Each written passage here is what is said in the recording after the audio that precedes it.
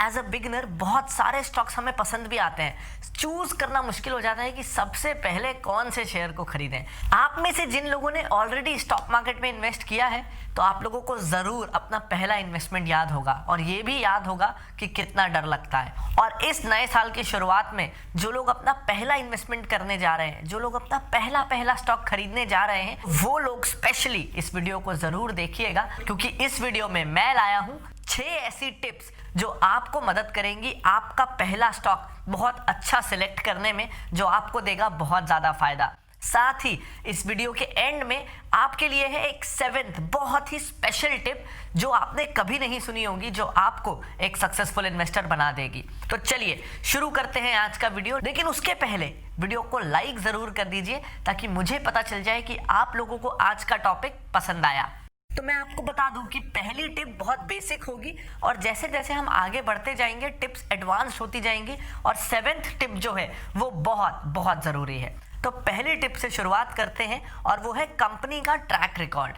आप लोगों ने अक्सर देखा होगा, न्यूज़पेपर्स में आता रहता है कि आरबीआई ने लगाई इस बैंक को फटकार, सेबी ने लगाई इस कंपनी को फटकार। ऐसे बहुत सारे न्यूज़ आते रहते हैं जिसमें कुछ चुनिंदा बैंक्स को या कुछ चुनिंदा कंपनीज को स्टॉक एक्सचेंज, सेबी या आरबीआई या और कई तरह के रेगुलेटर्स उन पे या तो जुर्माना लगाते रहते हैं या किसी ना किसी तरह की नोटिस भेजते रहते हैं। तो अगर कोई ऐसी कंपनी है जिसको बार बार कोई गवर्नमेंट बॉडी या तो फाइन लगा रही है या वार्निंग दे रही है, जैसे अगर आप बैंकों के बारे में पढ़ेंगे तो कुछ 2-4 बैंक्स ऐसे हैं जिनके साथ बार बार इरेगुलरिटी पाई जाती है, जिनके साथ पाया जाता है कि इन्हीं 2-4 बैंकों ने हर बार कुछ ना कुछ गलत किया है। वहीं अगर हम कोटक महिंद्रा बैंक ले लें या एचडीएफसी बैंक ले लें, जैसे अच्छे प्राइवेट बैंक्स ले लें, तो इनका ज़्यादा कभी कुछ नहीं आता कि इन्होंने कुछ गलत किया या कुछ इरेगुलर किया। तो अगर आप कोई कंपनी सिलेक्ट कर रहे हैं अपना पहले स्टॉक के रूप में, तो ये देख लीजिए कि क्या आपकी कंपनी बार बार किसी ना किसी मामले में फंसती है सरकारी एजेंसीज के खिलाफ। करना कुछ नहीं है, आपको आपकी कंपनी का नाम लिखना है और आगे गूगल में लिख देना है जैसे XYZ company fraud, XYZ company scam, और जो भी उस कंपनी की हिस्ट्री रही हो वो आपके सामने आ जाएगी। हमेशा इस बात का ध्यान रखिए कि अगर कोई एक गलती पकड़ में आई है तो जरूर 4-5 गलतियां ऐसी रही होंगी जो पकड़ में नहीं आई हैं और कभी ना कभी आएंगी। अब इसे थोड़ा उल्टा करके सोचिए, क्या आपने कभी देखा है कि एशियन पेंट्स को कोई प्रॉब्लम हुई हो, कभी पिडिलाइट किसी गलत कारण से न्यूज़ में आई हो, कभी कोलगेट के साथ कोई प्रॉब्लम हुआ हो? नहीं। तो जो भी क्वालिटी कंपनीज होती हैं वो हमेशा कंट्रोवर्सी फ्री रहती है। अगर कोई कंट्रोवर्सी आ रही है तो आप ये मान के चलिए कि आगे और बहुत सारी कंट्रोवर्सीज आएंगी, तो ऐसी कंपनियों से दूर रहना ही बेहतर है। तो ये तो हुई कंपनी के ट्रैक रिकॉर्ड की बात। अब बात करते हैं कंपनी को चलाने वाले की ट्रैक रिकॉर्ड की बात, यानी कि मैनेजमेंट की ट्रैक रिकॉर्ड की बात। जरा सोचिए, आप किसी कंपनी में इन्वेस्ट कर रहे हैं और आपको ये डर सता रहा है कल को ये कंपनी बंद हो गई तो, जो कंपनी का ओनर है वो मेरे पैसे लेके भाग गया तो। जैसे आशापुरा इंटीमेट्स नाम की एक कंपनी है जिसके ओनर काफी समय से मिसिंग है और उन्होंने इन्वेस्टर्स के नाम लेटर लिखा है जिसमें उन्होंने माफी मांगी है इन्वेस्टर्स का पैसा सही से मैनेज ना कर पाने के लिए। तो कहीं आपकी कंपनी के साथ भी ऐसा तो नहीं हो जाएगा, कहीं प्रमोटर या ओनर किसी प्रॉब्लम में फंस के आपको मझधार में छोड़ तो नहीं देगा। तो इस प्रॉब्लम से बचने के लिए स्पेशली जब आप बिगिनर हैं तो बहुत ज़्यादा रेप्यूटेड ओनर्स वाली कंपनी ही चुनें। जैसे क्या आदि गोदरेज आपका पैसा लेके भाग सकते हैं? क्या रतन टाटा आपका पैसा लेके भाग सकते हैं? बहुत बहुत अनलाइकली है। तो एज अ बिगिनर सेफ यही है कि हम उन कंपनियों को चुनें जिनके बारे में हम कई सालों से अच्छा सुनते आ रहे हैं और जिनके ओनर्स को मार्केट और देश बहुत रिस्पेक्ट करता है। ऐसे में आपका पैसा सुरक्षित रहेगा। तीसरा पॉइंट एक एग्जाम्पल से समझते हैं। आपके पास 2 बिजनेसेस में पार्टनर बनने का ऑप्शन है। एक बिजनेस है जो अच्छा खासा प्रॉफिट कमाता है और जिसपे कोई कर्जा भी नहीं है, और दूसरा बिजनेस है वो भी अच्छा खासा प्रॉफिट बनाता है लेकिन उस बिजनेस पे कर्जा काफी है। तो अगर आप पार्टनर बन रहे हैं तो कल को आपके सर पे भी मुसीबत आ सकती है कि उस बिजनेस का कर्जा आपको चुकाना पड़ सके। तो ऐसे में आप कौन सा बिजनेस चूज करना पसंद करेंगे? ज़्यादातर लोग जिस कंपनी में कोई कर्जा नहीं है उसे चुनेंगे। क्यों? क्योंकि अगर कोई कर्जा ना हो, चाहे हमारी पर्सनल लाइफ में, हमारे बिजनेस में, कहीं भी जब भी कर्जा सर पे हो तो टेंशन बनी रहती है। तो चाहे स्टॉक मार्केट हो या पर्सनल लाइफ, ज़्यादा डेट वाली, ज़्यादा कर्जे वाली कंपनियों से दूर रहें। जितना डेट फ्री कंपनी रहेगी उसके बैंकरप्ट होने की, दिवालिया होने की चांसेस उतनी कम रहती हैं। जितना कम डेट आपका इन्वेस्टमेंट उतना ज़्यादा सुरक्षित। लेकिन चलिए यहाँ एक इंटरेस्टिंग फैक्ट जानते हैं। क्या आपको पता है हर कंपनी के नाम के आगे लिमिटेड क्यों लगा रहता है? जैसे Colgate Palmolive limited, Tata steel limited, मेरी company Finology ventures private limited, हर कंपनी के नाम के आगे लिमिटेड क्यों होता है? क्योंकि ये दर्शाता है आपके पैसा देने की जिम्मेदारी लिमिटेड है। यानी अगर कंपनी पे चाहे 100 करोड़ का कर्जा हो, लेकिन उसके जो ओनर्स हैं या शेयर होल्डर्स हैं, उन्हें अपना घर बार बेच के वो लोन नहीं चुकाना। कंपनी लोगों से अलग है, कंपनी का कर्जा कंपनी चुकाएगी, उसके ओनर्स नहीं चुकाएंगे। तो यही दर्शाने के लिए कंपनी के आगे लिमिटेड नाम लगा रहता है, ताकि आपको ये भरोसा रहे कि कल को आपके इन्वेस्टमेंट वाली कंपनी डूब भी रही है तो भी कंपनी के लेनदार आपके घर तक नहीं पहुंच जाएंगे कि आप शेयर होल्डर हो तो आप पैसा निकालो। ऐसा नहीं होगा, यही बताने के लिए लिमिटेड नाम लिखा रहता है। लेकिन इसका मतलब ये नहीं कि हम कितने भी कर्जे वाली कंपनी में इन्वेस्ट कर दें। क्यों? क्योंकि जो आपके शेयर की बुक वैल्यू है, जैसे अगर किसी शेयर की बुक वैल्यू 100 रुपए है, इससे ये पता चलता है कि आपके एक शेयर के मुकाबले कंपनी के पास 100 रुपए के एसेट्स हैं। तो जितनी कंपनी के पास एसेट्स कम होते जाएंगे, जितना ज़्यादा वो लोन चुकाने के लिए एसेट्स बेचती जाएगी, आपकी कंपनी के शेयर भी उतने ही गिरते जाएंगे। तो आपका घर बार नहीं बिकेगा कंपनी में इन्वेस्ट करने के कारण, लेकिन अगर कंपनी पे कर्जा बहुत है तो आपका शेयर भी कभी बढ़ेगा नहीं, आपके शेयर का दाम भी गिरता जाएगा, क्योंकि कंपनी के पास जो एसेट्स हैं वो बिकते जा रहे हैं। ये भी एक कारण है कि ज़्यादा कर्जे वाली कंपनियों से दूर रहना ही बेहतर है। चौथी चीज, मनी कंट्रोल में या screener.in पे जाके आप ये जरूर देख लीजिए कि जो स्टॉक आपको पसंद आ रहा है उसका सेल्स लगातार बढ़ रही हो और उसका प्रॉफिट भी लगातार बढ़ रहा हो। ये दोनों का बढ़ना काफी जरूरी है। अगर कोई एक बढ़ रहा हो तो वो काफी नहीं है। जैसे अगर सिर्फ सेल बढ़ रही है, प्रॉफिट नहीं बढ़ रहा, तो ये ज्यादा अच्छी बात नहीं है। इससे क्या पता चलता है कि कंपनी अपना मुनाफा ना बढ़ा के सेल्स बढ़ाने पे जोर दे रही है, यानी कंपनी का ध्यान मुनाफा बढ़ाने में नहीं है। तो देखिए, बिना मुनाफे के या कम मुनाफे के साथ तो सेल कोई भी बढ़ा सकता है, लेकिन सच में महान कंपनियां, सच में बड़ी प्रॉफिटेबल कंपनियां वो बन पाती हैं जो सेल के साथ साथ अपना मुनाफा भी बढ़ाते जाएं। मुनाफा कम करके तो कोई भी सेल कर सकता है, नुकसान में तो कोई भी बेच सकता है, उसमें कौन सी बड़ी बात है। लेकिन आप दो एग्जाम्पल देखिए, आयशर मोटर्स या पेज इंडस्ट्रीज, इनके प्रोडक्ट्स खूब बिकने लगे, लेकिन इन्होंने कभी भी अपने मार्जिन्स पे कॉम्प्रोमाइज़ नहीं किया, अपने प्रॉफिट पे कॉम्प्रोमाइज़ नहीं किया। इसीलिए ये शेयर होल्डर्स को मल्टी बैगर रिटर्न्स दे पाया। और दूसरा एग्जाम्पल लेते हैं कि सेल तो नहीं बढ़ रही लेकिन प्रॉफिट बढ़ रहा है। तो ऐसे में एक खतरे की घंटी ये होती है कि कंपनी के प्रोडक्ट्स की डिमांड लिमिटेड है, यानी कि अगर वो 100 यूनिट्स बेच रही है तो 100 ही बेच पाएगी।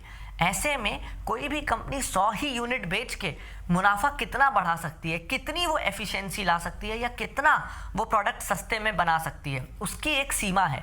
जब तक सेल ना बढ़े तब तक प्रॉफिट लगातार बहुत सालों तक नहीं बढ़ सकता, कभी ना कभी सैचुरेशन आ जाएगा। इसीलिए सेल्स और प्रॉफिट दोनों का बढ़ते रहना बहुत ज़रूरी है। एज अ बिगिनर इसे ढूंढना बहुत आसान है, इसे देखना बहुत आसान है, तो इस चीज़ का भी ध्यान रखें। पांचवा ज़रूरी पॉइंट है रिटर्न ऑन कैपिटल। देखिए, कई बिजनेसेस ऐसे होते हैं जिनमें मार्जिन खूब होता है। आपने 100 रुपए का सामान बेचा, उसमें से 20 रुपए कमाया, यानी 20% मार्जिन। तो ये देखने से अच्छा भी लगता है कि ये तो हाई मार्जिन बिजनेस है, लेकिन हाई मार्जिन बिजनेस होना काफ़ी नहीं।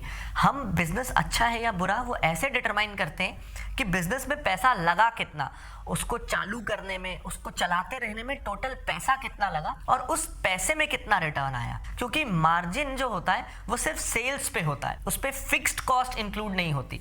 जैसे आपने खूब बड़ा सा प्लांट डाला सीमेंट बनाने का, तो जो नेट प्रॉफिट मार्जिन है वो आपको किस चीज़ पे दिखेगा कि कितने रुपए में आपने सेल्स किया सीमेंट की एक बोरी, और उसके पीछे आपको प्लांट चलाने के खर्चे, लेबर की सैलरी, ये सब देने के बाद कितना बचा, वो आपका मार्जिन हो गया। लेकिन आपको ये देखना है कि मेरा टोटल पैसा लगा कितना, रॉ मटेरियल खरीदने में, सैलरी देने में, प्लस प्लांट बनाने में, ज़मीन खरीदने में, सरकार से लाइसेंस लेने में, ये सब में कितना खर्चा हुआ और उसके बाद कितना प्रॉफिट आया।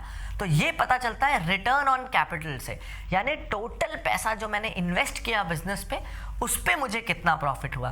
तो ना सिर्फ नेट प्रॉफिट मार्जिन बल्कि रिटर्न ऑन कैपिटल भी बिजनेस का अच्छा होना बहुत ज़रूरी है, और वही सही नंबर है किसी बिजनेस को अच्छा या बुरा ऐसा मापने का। 6th पॉइंट है कस्टमर सेटिस्फैक्शन। देखिए, थोड़े समय के लिए, 1 साल या 2 साल के लिए तो कोई भी प्रोडक्ट मार्केटिंग से, और क्योंकि वो प्रोडक्ट नया है, इनोवेटिव है, तो बिक सकता है। तो ऐसे में उस हाइप में कहीं आप उस कंपनी से इंप्रेस होके वो शेयर तो नहीं खरीद रहे। तो ये जांचने के लिए कि लंबे समय तक उस कंपनी के प्रोडक्ट्स पॉपुलर होंगे कि नहीं, बिकते रहेंगे कि नहीं, ज़रूरी है कि आप कस्टमर सेटिस्फैक्शन को जानें कि जो लोग उस कंपनी के प्रोडक्ट को खरीद रहे हैं वो खुश हैं कि नहीं, वो दोबारा उसे खरीदेंगे कि नहीं। तो अब आप ये कैसे जानेंगे? ये जानने का सबसे अच्छा तरीका है कि आप ऐसी कंपनियों को चुनें जिनके प्रोडक्ट आप खुद खरीदते हैं, ताकि आप खुद एज अ कस्टमर रिव्यू कर सकें। बारी आ गई है उस सबसे खास, सबसे स्पेशल टिप की।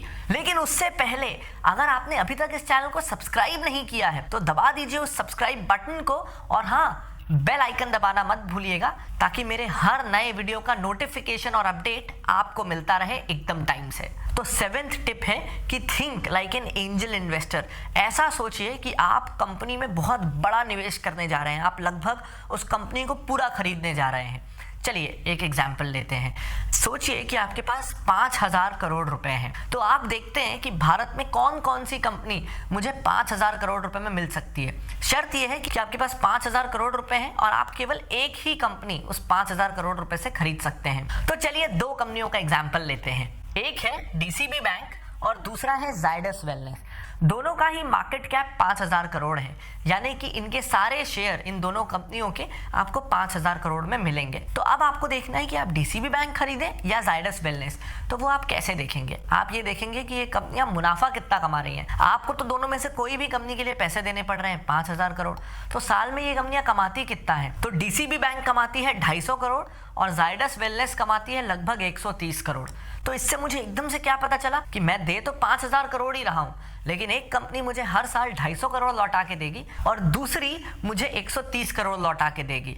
तो ऐसे में बेटर इन्वेस्टमेंट कौन सा हुआ? हमारा दिमाग खुद ही सोचने लगता है। इसमें कुछ फैक्टर्स और ऐड करने, जैसे आगे किसका प्रॉफिट तेजी से बढ़ेगा, एक छोटे बैंक का जो तेजी से ग्रो कर रहा है या फिर एक ऐसी कंपनी का जिसके पास 2-3 बहुत हिट प्रोडक्ट्स हैं डेली यूज के, किसमें ज़्यादा ग्रोथ है, किसमें कंपटीशन कम है। ये थोड़ा बहुत कैलकुलेशन करके आपको आपका दिमाग खुद आंसर देगा कि इन दोनों में से बेटर ऑप्शन क्या है।